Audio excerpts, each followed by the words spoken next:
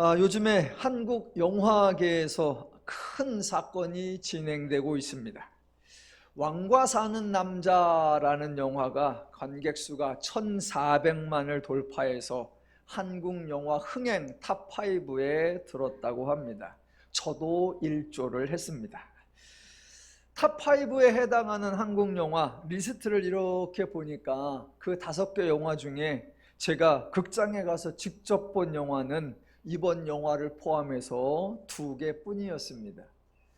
또 다른 자료에 우리나라의 영화와 외국 영화를 합쳐서 관객 수가 1,000만이 넘은 영화가 총 34편이 있다 그래요. 그래서 그 리스트를 이렇게 확인을 보니까 그 34편의 영화 중에 제가 직접 극장에 가서 본 영화는 달랑 3개에 불과했습니다.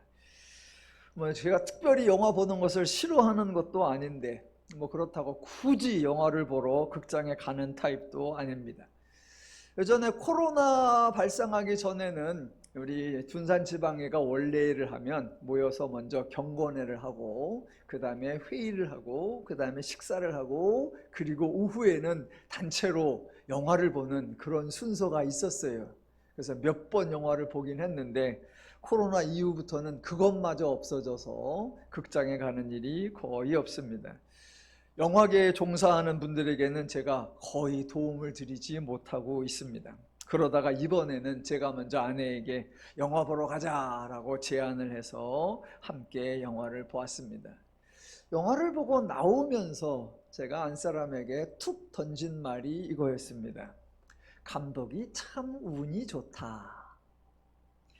사실 영화가 아주 훌륭한 영화 같지는 않았습니다. 내용이 엄청난 반전이 있어서 신선한 것도 아니었고 그렇다고 영상미가 빼어난 것도 아니었고 출연한 모든 배우들의 연기가 탁월한 것도 아닌 것 같고 주옥 같은 명대사가 있었던 것도 아니었고 어찌 보면 지극히 평범한 영화 같았습니다. 그런데 많은 관객들이 찾는 것을 보고 심지어는 저도 직접 극장에 가기도 했으니 나름의 매력이 있는 것 같습니다. 얼마 전 방송에 그 영화의 감독과 주연 배우가 등장을 해서 대담을 했는데 사회자가 그 영화와 관련된 댓글 중에 아주 의미 깊은 댓글을 2개를 소개해 주었습니다. 저도 그 댓글을 보고 무척 공감했습니다. 댓글 중에 하나는 이렇습니다. 500년이 지나서야 단종의 장례식을 온 나라가 치루어 주는 것 같다. 또 다른 댓글은 관객으로 들어가서 백성이 되어 나왔다. 영화 대사보다 댓글이 훨씬 더 멋있었습니다. 그동안 단종과 관련된 내용은 TV 드라마 사극에서 단골 주제였습니다. 하지만 어떤 드라마도 이번 영화와 같은 큰 반응을 얻은 적이 없습니다. 똑같은 내용일지라도 시대적 상황과 관련하여 어떻게 해석하고 어떻게 이해하느냐에 따라 반응이 달라진 것 같습니다. 물론 영화를 본 관객들이 모두 감독의 의도에 동의한다는 것은 아니고 흥행이 되었다고 해서 갑자기 역사적 사실이 바뀌는 것도 아닙니다. 음악의 분야에서도 그 당시에는 주목받지 못했던 곡이 후대에 명작이 된 경우가 있고 미술의 분야에서도 그 화가가 살아있는 동안에는 작품이 하나도 팔리지 않았는데 후대에는 거액을 주고도 사지 못하는 경우가 종종 있어 왔습니다. 여하튼 영화를 보고 나서 제가 계속해서 드는 생각은 감독이 참 운이 좋았다 였습니다. 저도 설교를 하는 사람으로서 저의 설교의 동영상 조회수도 많이 늘어났으면 좋겠다라는 생각이 들었습니다. 저는 1,000만까지는 아니었고요. 겸손하게 100만만 넘어도 소원이 없겠다라고 생각합니다. 오늘도 큰 기대를 가지고 창세기 강해를 이어가도록 하겠습니다. 자, 성경의 창세기에는 기독교와 관련된 거의 모든 것이 처음 등장합니다. 그래서 저는 창세기에서 기독교 신앙의 모범, 기독교 신앙의 원형, 기독교 신앙의 정형을 배워야 한다라고 생각합니다. 출애굽기에는 율법이 등장합니다. 그래서 사람들이 하나님이 법을 주셨고 하나님의 법을 준행하지 않으면 하나님께 벌을 받는다라고 주장합니다. 하지만 창세기에는 하나님이 인간에게 법을 주신 적이 없습니다. 출애굽기에 법이 나온다고 해서 하나님이 법을 주셨고 인간은 법을 지켜야 한다라고 주장하기 전에 하나님은 창세기에는 법을 주시지 않았는데 왜 출애굽기에서는 법을 주셨을까? 그 이유를 먼저 살펴보아야 합니다. 창세기에서 법을 주지 않았던 것이 하나님의 본심인지 출애굽기에서 법을 주신 것이 하나님의 본심인지를 잘 분별해야 합니다. 마찬가지로 레위기에는 다양한 제사에 관련된 내용이 나옵니다. 죄를 지으면 죄물을 들고 제사장에게 나와서 제사를 드려야 사죄를 받는다, 그런 내용입니다. 죄는 레위기에서부터 시작된 것이 아니라 이미 창세기에 사람이 죄를 짓는 이야기가 나옵니다.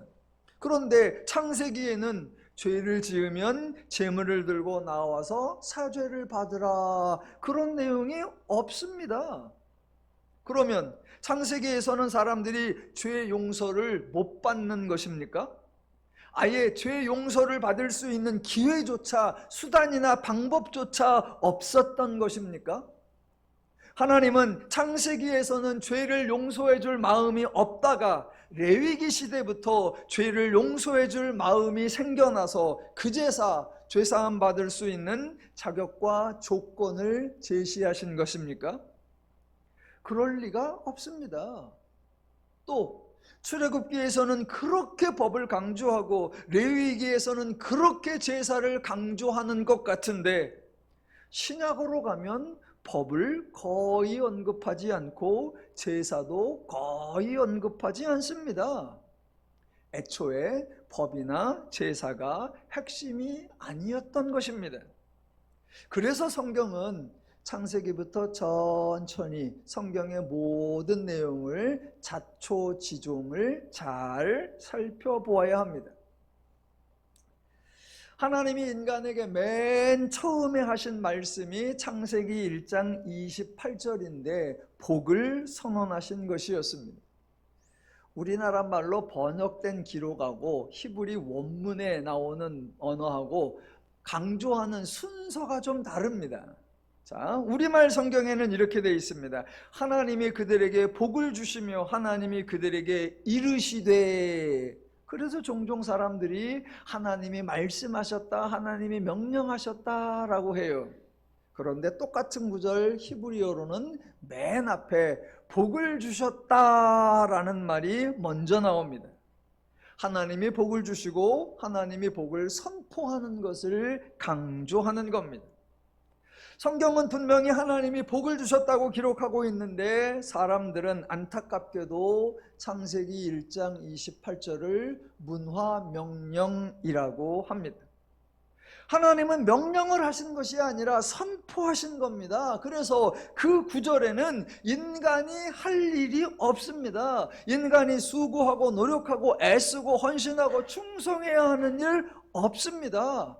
대신 하나님이 인간을 이런 존재로 창조하셨다고, 앞으로 인간은 이런 존재가 될 거라고, 앞으로 인간은 이렇게 역할을 할 거라고 하나님이 선언해주고 하나님이 선포해주는 하나님의 말씀입니다. 그래서 실제로 어떤 인간도 창세기 1장 28절과 관련된 말을 한 적도 없고 일을 한 적도 없습니다. 하나님이 복을 선포한 거예요. 그런데 그 복을 기독교에서 문화명령이라고 표현한 것은 기독교의 엄청난 실수였습니다. 성경에 나오는 말씀들을 근거로 할 때 하나님이 인간에게 하신 두 번째 말씀이 창세기 2장 16절과 17절이에요. 여호와 하나님이 그 사람에게 명령하여 이르시되 동산 각종 나무의 열매는 내가 임의로 먹되 선악을 알게 하는 나무의 열매는 먹지 말라. 내가 먹는 날에는 반드시 죽으리라 하시니라. 우리나라 번역자들은 명령하여 이런 표현을 유난히 좋아했던 것 같습니다. 툭하면 명령하여, 툭하면 명령하여. 아마 우리나라의 역사적 경험에서 높은 분이 하시는 말씀은 늘 지엄한 명령이고 아랫사람들은 늘 순종해야 한다는 패턴이 철저하게 몸에 배어 있었던 것 같습니다. 하지만 하나님은 다르다라는 사실을 놓친 거예요. 하나님은 우리나라뿐만 아니라 지구상의 어느 시대 어느 지역에 살았던 어떤 사람, 어떤 왕, 어떤 통치자, 어떤 권세자, 어떤 높은 사람과도 전혀 차원이 다른 분이십니다. 하나님은 인간에게 명령하시는 분이 아니고 인간에게 복종을 요구하시는 분이 아닙니다. 특히나 창세기 2장 16절과 17절은 인간의 먹는 것에 관한 말씀이에요. 사람끼리도 먹는 것 가지고 치사하게 하면 안 됩니다. 그래서 하나님은 먹을 것에 관하여 인간에게 불편하게 말씀하지 않으십니다. 먼저 2장 16절이 나오는데 참 멋있어요. 동산 각종 나무의 열매는 내가 임의로 먹되, 즉 먹고 싶은 대로 먹으라, 먹을 수 있는 대로 먹으라, 내 마음껏 하라. 하나님이 풍성한 은혜를 주십니다. 요만큼 일정한 양을 정해놓고 요거 너희가 나누어 먹어라 라고 하거나 이거 아껴 먹으라 라고 하지 않습니다. 급식 주는 것처럼 배식 주는 것처럼 하지 않습니다. 하나님은 너희가 임으로 먹되 먹고 싶은 만큼 먹을 수 있을 만큼 먹고 싶은 때에 마음껏 먹으라. 하나님의 말씀은 제한이 없습니다. 그래서 성경에 나오는 표현이 누구든지 언제든지 얼마든지 마음껏 항상 범사에 이러고 나오는 거예요. 자, 그렇게 마음껏 먹으라 라고 한 다음에 2장 17절이 나오는 순서입니다. 이 순서가 너무너무 중요해요. 하나님은 인간에게 불편한 상황을 만들어 놓고 그럼에도 불구하고 인간이 하기 힘든 내용을 준수하라 라고 강요하지 않습니다. 하루 종일 고된 노동을 시켜놓고 힘들게 해놓고는 저녁에 졸지 마라, 그렇게 하면 고약한 거예요.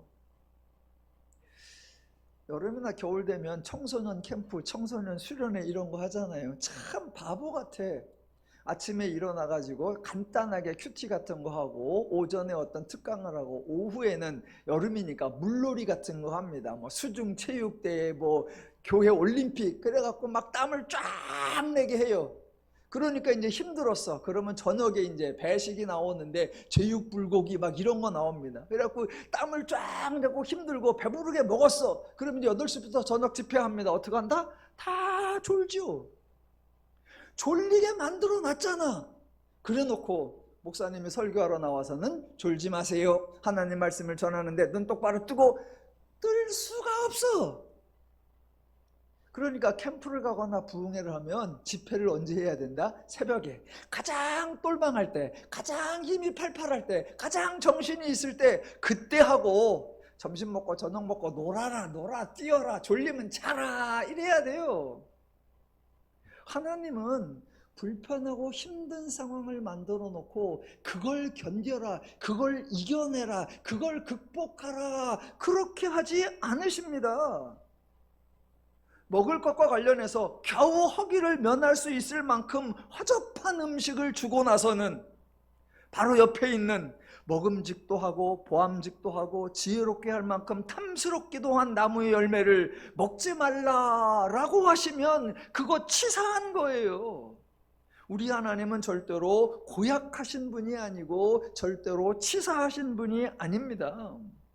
인간에게 난처한 상황을 만들지 않을 뿐더러 인간에게 곤란한 일을 하라고 요구하지 않으십니다.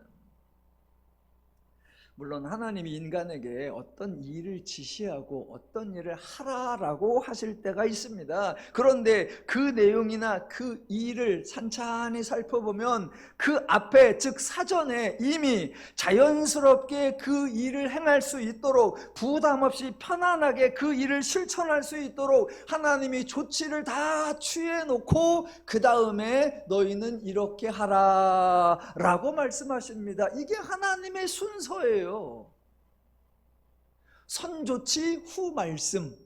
하나님이 먼저 조치 배려를 다 해놓고 그러므로 너희는 이렇게 하라. 성경에 혹시 명령이라고 나와도 그건 명령이 아니고요, 요구라와도 그거는 실상은 요구가 아닙니다. 앞뒤를 찬찬히 살펴보면 당연하게 할 수 있고 저절로 할 수 있고 쉽게 할 수 있는 거예요. 예를 들어보죠. 이미 여러분 머릿속에 떠오르실 겁니다. 만나와 안식일이 바로 대표적 순서입니다. 안식일, 일곱째 날에는 일하지 말라라는 규정, 그 규율이 핵심이 아닙니다. 하나님이 매일매일 만나를 주시고 특별히 여섯째 날에는 만나를 2배로 주시겠다는 겁니다. 그렇게 2배로 풍성하게 그 다음날 먹을 것까지 다 베풀어 주신 후에 일곱째 날에는 만나를 거두러 나가지 말라라고 하십니다. 일곱째 날에 나가지 못하도록 금지하고 막으시는 것이 아니라 일곱째 날에는 나갈 필요가 없다라고 설명해 주시는 거예요. 집에 먹을 만나가 쌓여 있는데 그 다음 날에는 또 만나가 풍성하게 내릴 건데 일곱째 날에 누가 나갑니까? 왜 나갑니까? 그러니까 나가지 말라가 아니라 나가지 않아도 된다라는 하나님의 말씀이에요. 아니, 이것보다 더 쉽고 이것보다 더 당연한 게 어디 있습니까? 하나님의 말씀은 늘 이런 식이에요. 십자가와 11조와 헌금과 예물에 관한 것도 같은 패턴입니다. 11조를 바쳐라, 처음 난 것을 여호와께 드려라, 여호와 앞에 나올 때에 빈손 들고 나오지 말라, 이게 핵심이 아닙니다. 그 앞에 반드시 이런 구절이 있습니다. 여호와가 너희에게 소산을 주거든, 그래서 너희가 소산을 거두거든, 바로 나와요. 하나님이 주시지 않으면 아예 지시를 하지도 않습니다. 하나님이 주시고 그래서 내가 받아서, 그것도 풍성히 받아서 드릴 만큼, 드리고 싶은 마음이 생길 만큼 감사히 받았을 때 저절로 양손 듬뿍 들고 하나님 앞에 나올 수 있는 겁니다. 심지어는 그렇게 가지고 나와서 무엇하라? 너희가 여호와 앞에서 먹고 마시고 즐거워하라. 세상에 이거보다 더 쉬운 경우는 없습니다. 이게 하나님의 순서이고 이게 하나님의 패턴이고 이게 하나님의 원리예요. 이런 걸 기독교 용어로 은혜의 원리라고 하고, 이런 걸 더누림교회의 용어로 하면 선신행 후인응, 하나님이 먼저 역사하시고 후에 인간이 반응한다입니다. 성경이 늘 이런 식이에요. 구약에 하나 신약에 하나 예를 더 들어볼까요? 출애굽기에서 하나님이 율법을 주셨다고 했습니다. 그런데 율법을 언제부터 시행한다고요? 사람들은 법을 선포하면 그 순간부터 법을 시행한다라고 생각합니다. 그래서 율법 준수 여부에 따라 광야를 지나갈 수 있는지 가나안에 들어갈 수 있는지가 결정된다고 말합니다. 그래서 1세대가 가나안에 들어가지 못한 것은 여호와의 법을 준행하지 않았기 때문이다 라고 말합니다. 아니요, 절대로 그렇지 않습니다. 광야를 지나 가나안에 들어가는 것, 그거 하나님의 약속, 하나님의 맹세, 그거 하나님이 하실 일, 하나님이 책임지실 일입니다. 그렇게 하나님이 인도하셔서 이스라엘이 광야를 지나 가나안에 들어가거든, 땅을 정복하거든, 각 지파별로 땅을 분배받아 정착하여 안정된 생활을 하게 되거든, 그때부터 율법을 준행하라라는 거예요. 그러면 율법은 복을 받는 수단과 방법이 아닙니다. 이미 받은 복, 이미 받은 은혜를 상실하지 않고 서로 화목하게, 서로 평안하게, 서로 행복을 누리며 살게 하는 하나님의 안내서, 하나님의 가이드가 되는 거예요. 이게 하나님의 순서, 이게 율법의 의미, 율법의 가치, 율법의 용도입니다. 신학에서도 마찬가지예요. 대표적으로 사도행전 1장 4절에 이렇게 나옵니다. 사도와 함께 모이사 그들에게 분부하여 이르시되 예루살렘을 떠나지 말고 내게서 들은 바 아버지께서 약속하신 것을 기다리라.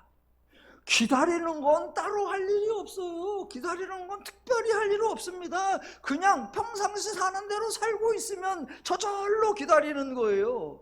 이어서 8절 오직 성령이 너희에게 임하시면 너희가 권능을 받고 예루살렘과 온 유다와 사마리아와 땅끝까지 이르러 내 증인이 되리라 하시시나.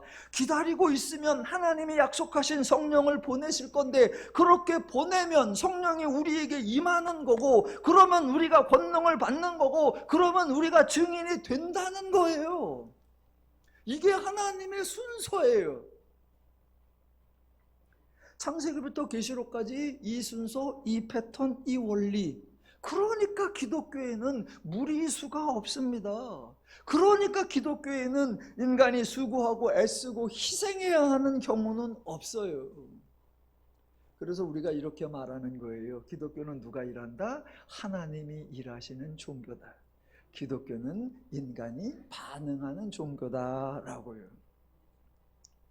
자, 하나님이 아담과 하와하고 대화하는 장면 그거 말고, 하나님이 가인과 대화하는 그거 말고, 하나님이 인간에게 지시하시는 또는 명령하시는 또는 말씀하시는 것 두 번째가 창세기 6장 14절 이하에 나옵니다. 3장과 4장에, 특별히 4장에, 창세기 4장에서 가인과 아벨이 여호와께 제사를 드렸다는 이야기가 나오는데, 이거는 하나님이 말씀하신 것도 아니고 지시나 명령이나 제안이나 권고나 추천하시는 것도 아닙니다. 하나님과 아무 상관없이 그저 죄인들의 사고방식에 근거하여 죄인답게 행동한 것에 불과합니다. 자, 원래 하나님이 가인과 아벨에게 제사를 드리라라고 한 적이 없으니까 하나님은 가인과 아벨에게 어떤 칭찬도 하신 적이 없고 어떤 상을 주신 적도 없습니다. 사실 하나님은 따로 또 인간들에게 하실 말씀이 없어요. 왜냐하면 창조 때에 하나님의 형상과 모양을 주셔서 하나님이 베풀어 주신 모든 복락을 누리며 살 수 있도록 해 주셨잖아요. 더 이상 할 게 없을 만큼 주셨기 때문에 따로 하실 말씀이 없어요. 인간이 죄인이 되었다. 그렇다고 하나님이 창세기 1장 28절에서 복을 주시며 이르시되 하신 말씀 중에 단 하나도 취소하지 않으셨습니다. 인간이 죄인이 되었다고 해서 인간을 대하는 하나님의 자세, 태도, 마음, 행동 바뀌지 않았습니다. 하나님은 여전히 인간을 사랑하셨고 여전히 인간에게 은혜를 주셨습니다. 하나님은 달라지지 않았는데 대신 인간의 삶에 큰 문제가 발생했지요. 사람의 죄악이 세상에 가득하였고 모든 혈육 있는 자의 행위가 부패하여 온 땅이 부패하였고, 그래서 포악함이 땅에 가득하였고 결과적으로 그 끝날이 이르렀다입니다. 이런 상황에서 절박해야 하는 존재가 누구입니까? 사람. 이 처지에서 절실해야 하는 존재가 누구입니까? 사람. 이 상태에서 가장 절망적인 존재가 누구입니까? 사람. 곤고해졌고 불행해졌고 삶이 고되고 힘들고 어려워졌습니다. 삶 자체가 두렵고 불안해졌습니다. 만약 사람이 제사를 드리려고 했다면 이때 드렸어야 합니다. 자신들의 모든 간절함을 다 모아서 여호와께 호소해야 할 때, 아니 하나님이든 우상이든 어떤 신이든 제발 도와달라고 간절히 부탁하려면 바로 이때 했어야 합니다. 그런데 인간 중에 어느 누구도 어디에서도 단 한 번도 하나님의 도움을 구하지 않았습니다. 물론 본문에는 기록이 되어 있지 않지만 이런 상황에서 사람들이 천하태평으로 가만히 있었을 리는 없습니다.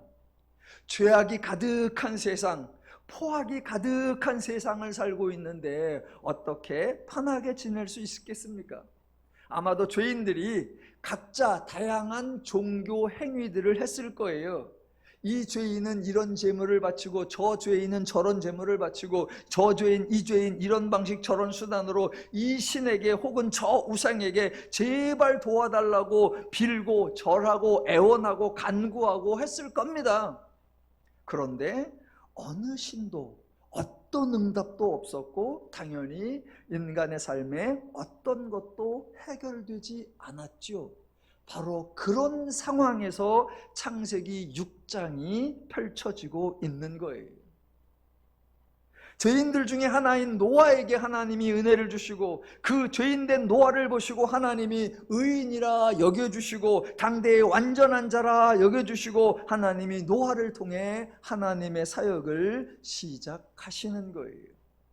그러면서 하나님이 인간에게 두 번째 하시는 말씀이 창세기 6장 14절에 나옵니다. 첫 번째 말씀인 창세기 2장 16절과 17절에서는 인간이 딱히 할 일이 없었습니다. 그런데 두 번째 말씀하시는 이 6장 14절에서는 인간이 실제적으로 해야 하는 일이 구체적으로 제시되어 있습니다. 창세기 6장 14절, 너는 고페로 나무로 너를 위하여 방주를 만들되 그 안에 칸들을 막고 역청을 그 안팎에 칠하라. 내가 만들 방주는 이러하니 그 길이는 300규빗 너비는 50규빗 높이는 30규빗이라. 거기에 창을 내되 위에서부터 한 규빗에 내고 그 문은 옆으로 내고 상증하 3층으로 할지니라. 여기서 강조해야 되는 것은 하나님이 방주를 만들라고 지시하셨다, 하나님이 이렇게 만들라고 명령하셨다가 아닙니다. 왜냐하면 하나님이 하신 말씀 중에 하나님에게 필요한 것, 하나님에게 도움이 되는 건 하나도 없습니다. 지금 하나님이 급한 일이 생겨서 누군가에게 도움이 절실해서 노아를 부르신 게 아닙니다. 노아는 시대를 통찰하는 안목이 있어서 하나님이 부르신 게 아니에요. 노아는 문제를 관찰하고 해법을 제시할 줄 아는 지혜가 있어서 부른 거 아닙니다. 하나님도 못하는 일을 노아는 할 수 있는 능력이 있고 재주가 있어서 하나님이 노아를 부른 거 아니에요. 인간의 문제를 아시는 유일하신 분 하나님이시고 인간에게 해법을 제시할 수 있는 유일한 분 하나님이시고 실제로 돌파구를 마련할 수 있는 유일한 분도 하나님이십니다. 그래서 하나님이 나서시는 거예요. 그래서 방주와 관련된 모든 사역의 궁극적 목적이 14절에 정확하게 이렇게 나옵니다. 너는 고페르나무로 너를 위하여 방주를 만들되. 누구를 위하여? 너를 위하여입니다. 너를 위하여. 기독교에서 너무나 자주 사용하는데 전혀 성립될 수 없는 표현이 바로 하나님을 위하여입니다. 제가 자주 말씀드렸으니까 생각해 보십시오. 아니 도대체 인간이 어떻게 하나님을 위할 수 있습니까? 도대체 인간이 어떻게 하나님에게 도움이 될 수 있습니까? 도대체 인간의 무엇이 하나님에게 기여할 수 있습니까? 노아가 방주를 만든 것입니다. 만들죠. 누가 탑니까? 하나님이 타시는 게 아니라 노아와 가족들과 온갖 짐승들이 탈 겁니다. 다른 장면에서 하나님이 아브라함에게 아들을 주시고 그 아들이 컸을 때 너는 아브라함아 너는 자식 이삭을 바치라 라고 하십니다. 아니 하나님이 아브라함의 아들 데려다가 도대체 무엇에 쓰십니까? 또 나중에 하나님이 다윗을 왕으로 세우십니다. 그래서 하나님이 다윗의 덕을 본 게 뭐가 있습니까? 성경 전체에서 인간이 하나님에게 유익을 드린 이유가 있습니까? 인류 역사에서 인간이 하나님에게 혜택을 드린 경우가 있습니까? 없습니다. 전무합니다. 애초에 있을 수가 없습니다. 있을 수가 없어요. 인간이 하나님을 위하여? 아니요. 기독교는 정반대로 하나님이 너를 위하여, 하나님이 인간을 위하여. 기독교는 하나님이 일하시는 종교입니다. 제발 부탁드리기는 본인들께서 하나님을 위하여라는 명분으로 희생과 헌신과 가시밭길과 고난의 길을 가려고 하지 마십시오. 동시에 하나님을 위하여라는 명분으로 다른 사람에게 곤고함과 억울함과 분함과 고난과 가시밭길을 가라고 요구하지도 강요하지도 마시기 바랍니다.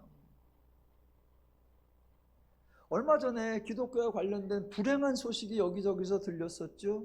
부산에 있는 어느 교회의 목사님의 사역자 회의 때에 그 험하고 추잡한 욕설, 나중에 해명할 때 뭐라 그랬습니까?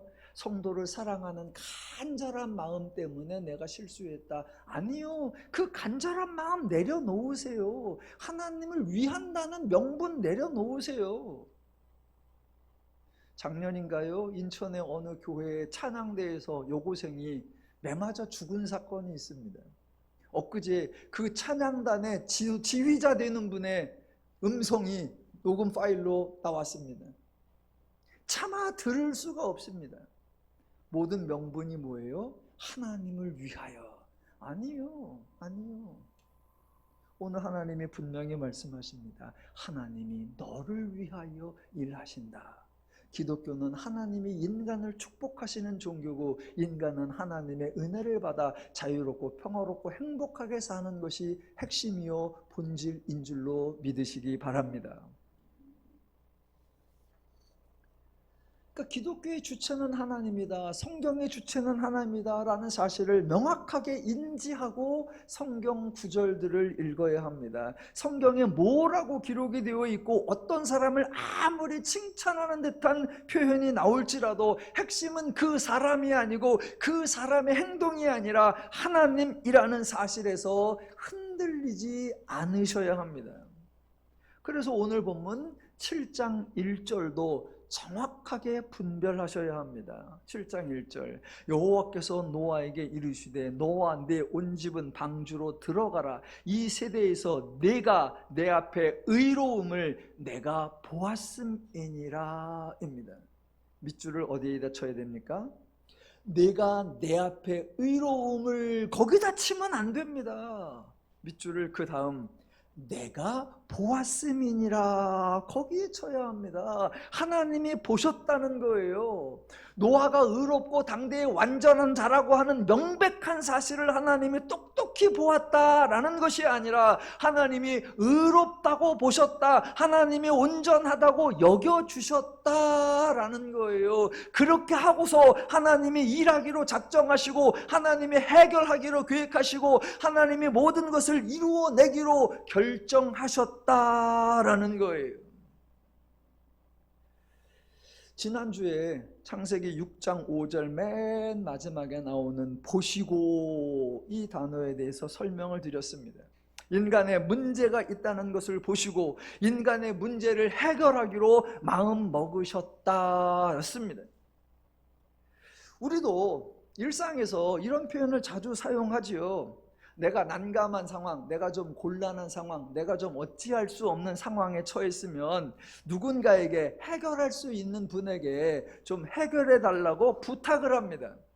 근데 부탁할 때 제가 사고 쳤으니까 와서 해결해 주십시오 이렇게 안 하죠. 부탁을 해야 되고 좀 미안하니까 제가 이렇게 큰 사고를 쳤습니다, 빨리빨리 해주세요 그러지 않고 살짝 애둘러서 말하죠. 한번 좀 다녀가시죠. 한번 좀 봐주세요. 오셔서 한번 보세요. 네. 경험이 많은 상사라고 하면 딱 와서 봅니다. 딱 보는 순간 어디가 문제구나, 어떻게 처리해야 되는구나. 경험이 많은 상사는 딱 보는 순간 알아요. 이거는 신입사원이 처리할 문제가 아니구나, 이거는 중간 관리자가 해결할 수 있는 게 아니구나. 딱 보는 순간 일단은 큰 소리를 한번 치죠. 어떻게 일을 이렇게 만들어놨어? 그래 놓고 갑니다. 얼마 있으면 전화가 와요. 이렇게 처리가 되었다라고요. 예, 그게 선임자가 할 일, 그게 지도자가 할 일, 그게 책임자가 할 일입니다. 그 역할의 원조, 그 역할의 모범이 바로 하나님이십니다. 보셨으면 해결을 하시는 거예요.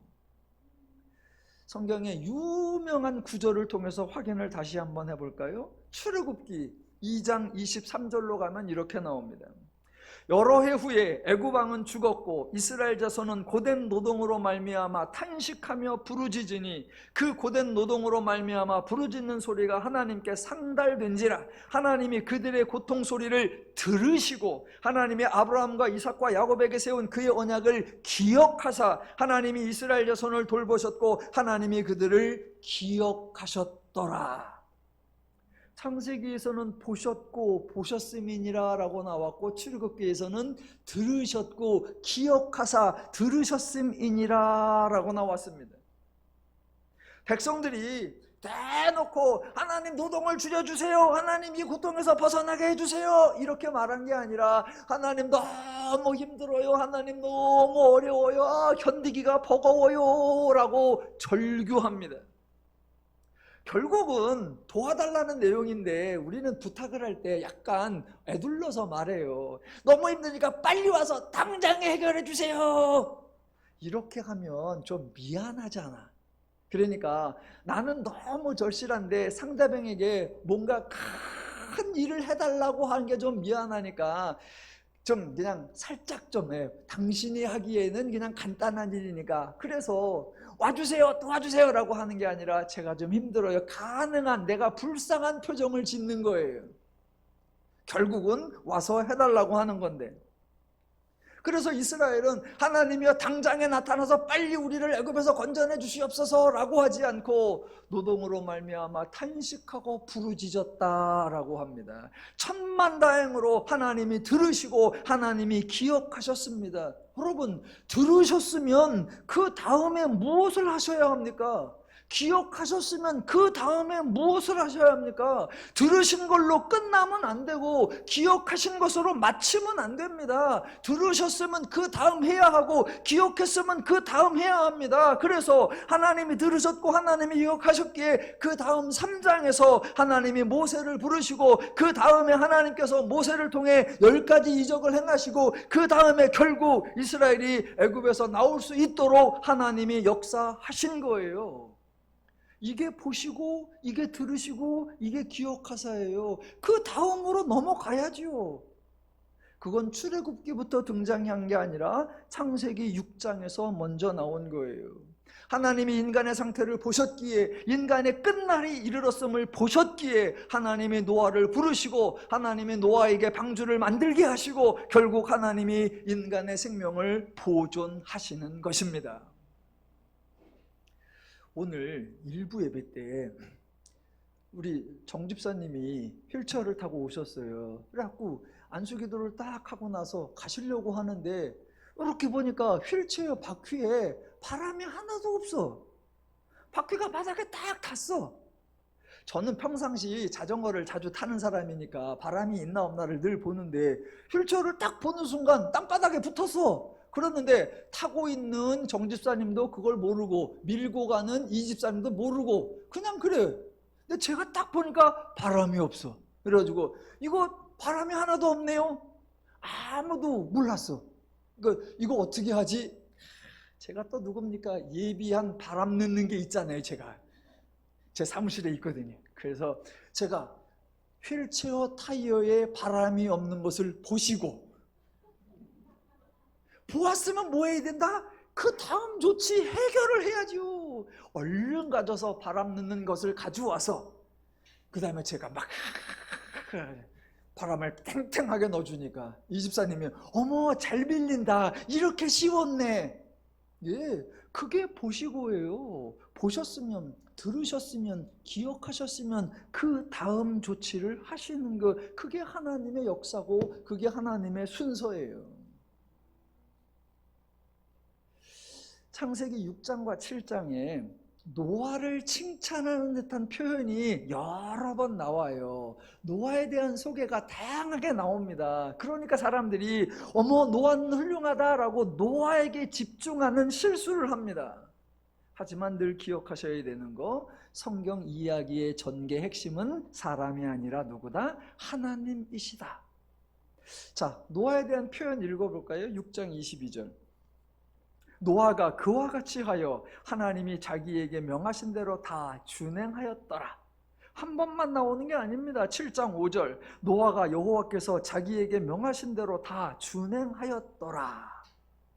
마치 하나님은 노아에게 지시와 명령을 하셨을 뿐이고 노아가 하나님이 지시하신 것에 순종하고 노아가 하나님 명령하신 것을 이행하기 위해 노아가 수고하고 헌신하고 마침내 노아가 하나님 맡기신 과업을 완수했다라고 생각이 들 것 같아요. 그렇지 않습니다.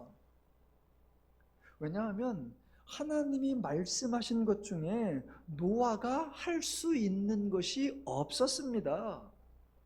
보세요. 제가 이제 어렸을 때부터 교회를 다니니까 예전에 주일학교에서 율동도 배우고 노래도 배우죠.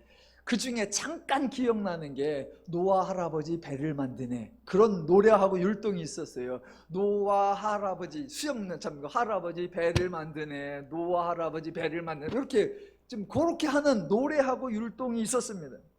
그러면서 그때 선생님이 이렇게 말씀하셨어요. 여러분, 주변 사람들이 노아를 조롱하며 비웃었지만 노아는 신실한 믿음으로 배를 만들고 있었습니다. 그 당시 아직까지 비가 온 적이 없기에 사람들은 무슨 비가 내린다고, 무슨 배가 필요하냐고, 비가 얼마나 내리길래 온 천지를 싹 덮는다고, 사람이 싹 죽는다고 그런 헛소리를 하냐, 노아가 노망이 들었나 보다, 노아가 미쳤나 보다 라고 약을 올렸습니다. 그래도 노아는 흔들리지 않았고 시험 들지 않고 중단하지 않고 배를 만들었습니다. 노아는 믿음의 사람이었습니다 라고 어렸을 때 들었어요. 하지만 현실적 가능성이 없습니다. 본문에는 노아의 직업이 나와 있지 않습니다. 그동안 노아는 배를 만들어 보았을까요? 혹시 노아가 바닷가 근처에 살면서 조그마한 배를 만들어 보았을 수는 있습니다. 목사님들 중에 미국을 방문하시면 미국에서 목사님들이 주로 방문하는 한 장소가 있어요. 저는 안 가봤는데 미국에는 창세기 6장에 하나님이 만들라고 했던 이 방주를 실제 사이즈로 만들어 놓은 배가 있어요. 그래서 목사님들 가면 거기 문 앞에서 늘 찍습니다. 그렇게 거기를 다녀오신 분들이 공통적으로 하시는 말씀, 방주가 어마어마하게 크다라는 거예요. 여러분, 설령 노아가 바닷가 근처에서 살면서 배를 만들어 본 경험이 있다고 할지라도 노아가 이렇게 큰 배를 지을 능력이 있었을까요? 그저 큰 나무 하나를 잘라갖고 가운데를 이렇게 파내가지고 카누나 카약처럼 작은 배는 만들 수 있겠지만 이만한 규모의 배를 만들려고 하면 우선 설계를 할 수 있어야 합니다. 설계 얘기하면 제가 꼭 하고 싶은 말이 있어요. 저희 아버님이 1980년도경에 조그마한 단독주택을 하나 건축을 하셨어요. 그랬는데 사정이 좀 어려울 때 겨우겨우 집을 지으니까 비용을 어떻게든 줄여야 돼. 그 첫 번째가 뭐냐면 설계사에게 의뢰해서 설계도를 그리는 게 비용이 드니까 설계사에게 맡기지 않고 저희 아버님이 집에서 본인이 그리셨어요. 책상 위에 앉아갖고 자를 가지고 이렇게 그래갖고 그림을 그려가지고 그거를 또 설계를 받긴 받아야 되니까 설계사무소에 가서 내가 그려준 대로 그냥 해라. 설계사가 딱 보니까 이거는 이래는 집이 안 돼. 근데 우리 아버지는 아니요, 내가 이렇게 했으니까 됐어. 너도 작았고 이렇게 그릴 거 아니야. 그러니까 괜히 돈 더 먹으려고 그러지 말고 내가 그린 대로 그냥 설계해줘. 저기요 어르신, 이렇게 갖고는 집이 안 되나. 아이 시끄러워 그냥 이대로 해줘. 그래가지고 그냥 설계도를 받아왔어요. 그리고서 집을 지었더니 집이 엉망이에요. 집이 부엌에서 거실로 상이 나와야 되는데 통로가 좁아서 밥상이 안 나와. 우리 어머니가 밥상 들고 나올 때마다 40년째 욕하고 있어요. 네 아버지가 설계를 개뿔도 모르놓고 이렇게 만들어내고 내가 40년째 이러고 있다고. 여러분, 뭐 하나 개집 지어봤다고 집을 질 수 있는 게 아니에요. 조그만한 배 하나 뗏목배 만들었다고 해서 이만한 방주를 지을 수 있는 게 아니에요. 설계도 해야 되죠. 길이와 넓이와 높이만 정해준다고 배를 만들 수 있는 거 아닙니다. 부력에 대해서도 알아야 되고, 평행에 대해서도 알아야 되고, 동선에 대해서도 알아야 되고, 구조에 대해서도 알아야 되고, 참으로 알아야 할 것 많고 고려해야 될 게 많습니다. 노아가 하나님이 방주를 만들라 그러면 그냥 만들 수 있나요? 창세기 5장 32절을 보면 노아는 500세 된 후에 셈과 함과 야벳을 낳았더라 라고 하고, 7장 6절에 가보니까 홍수가 있을 때 노예가 600세라라고 나오니까 그냥 대략 지시를, 방주를 만들라는 지시를 받고 실제로 배를 만들 때까지 한 100년 정도 걸렸다라고 계산할 수 있습니다. 여러분, 노아는 대략 100년 동안 사람들의 조롱과 야유와 비웃음을 참으며 오직 하나님의 뜻에 순종하는 마음으로 배를 만들었을까요? 더 기본적으로 하나님은 노아에게, 또는 노아를 비롯한 어느 누구에게라도 그렇게 어렵고 힘들고 지칠 만한 일을 100년 정도 버텨라 라고 지시하실까요? 성경을 보시면 하나님이 어떤 사람을 만나고 그 사람에게 말씀을 하셨을 때 그 사람이 처음부터 아멘 하고 끝까지 순종하고 신실하게 했던 사람 단 한 명도 없습니다. 애초에 하나님은 인간에게 그렇게 무리한 요구를 하시지 않습니다. 물론 하나님이 말씀하시면 처음에는 사람들이 다 당황하고 놀랍니다. 왜냐하면 자기가 관심 없던 일이고 자기가 할 수 있는 일이 아닌 것처럼 생각합니다. 그래서 거부합니다. 무리한 요구라고 생각해요. 대표적으로 출애굽기에 나오는 모세입니다. 아니, 하나님이 지금 살인해서 도망가서 숨어 살고 있는 사람에게, 나이가 들어서 80이나 되는 사람에게 다시 애굽으로 돌아가서 바로에게 말해서 백성들을 데리고 나오라라고 하니까 모세가 네? 그럴 리가 없죠. 내가 어떻게 합니까? 나는 못합니다. 불가능합니다. 라고 하죠. 그러니까 하나님이 설명하고 이적과 기사를 통해서 모세를 설득하고 그래도 또 저는 못합니다. 그러니까 그러면 말을 잘할 수 있는 내 형 아론을 붙여줄게 라고 하고, 또 하나님이 친히 이적과 기적과 행하고 친히 하나님이 여호와의 영을 보내주시고 친히 하나님이 역사해서 그 일이 완성될 수 있도록 하나님이 하십니다. 그러니까 모든 것 하나님이 주관하시는 거예요. 모세에게 했던 것처럼 똑같은 역사가 노아의 경우도 일어나는 거예요. 비록 본문에는 자세한 설명이 나오지 않았지만 하나님이 노아를 부르시면서 방주가 지어지고 생명을 보존하는 모든 순간에 누가 일하시고 계시다? 하나님이 일하시고 계십니다. 당연히 처음에 노아가 거부했겠죠. 아니, 무슨 배를 지으란 말이에요? 어디다 지으란 말이에요? 어떻게 지으란 말이에요? 나는 배를 지어본 적도 없고 배를 어떻게 하는 줄도 몰라요.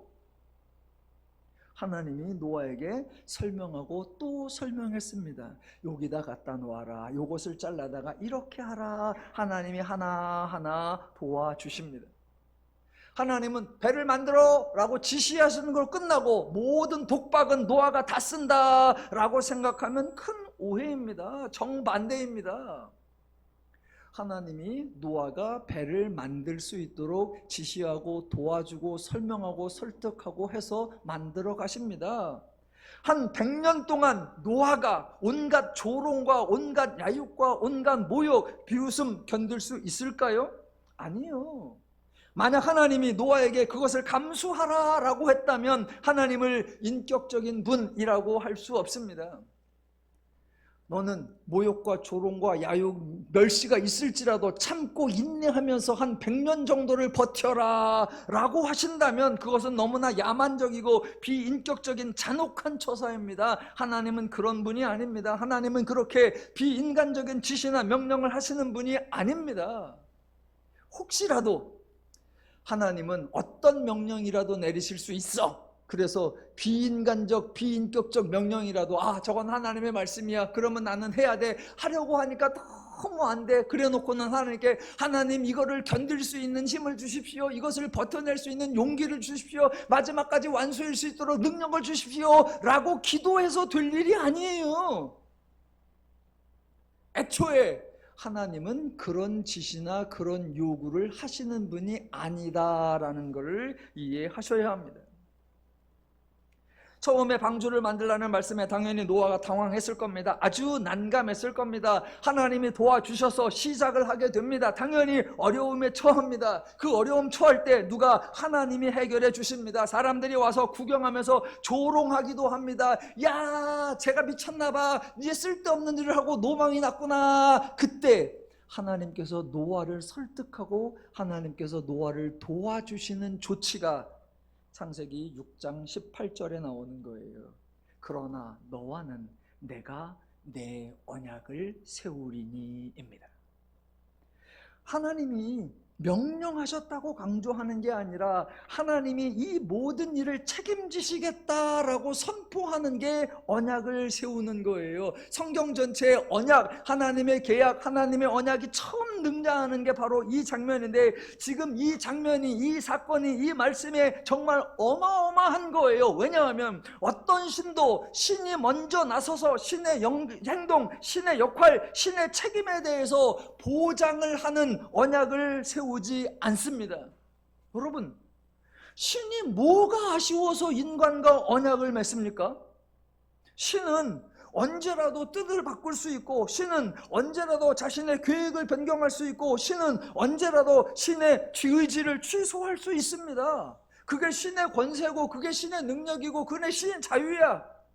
굳이 신이 인간과 언약을 세워서 그 언약에 신이 매일 이유가 없습니다. 신적 권위에 근거해서 명령하면 되고 신은 모든 면에서 결정을 하고 판단을 하는 존재이지 신이 의무를 가지는 경우가 없고 신이 스스로 의무와 책임을 끌어안는 경우 없습니다. 그런데 지금 하나님은 내가 하겠다라고 말씀하시고 이거를 내가 이루어내겠다라고 언약을 세워주시고 하나님이 선포하시는 거예요.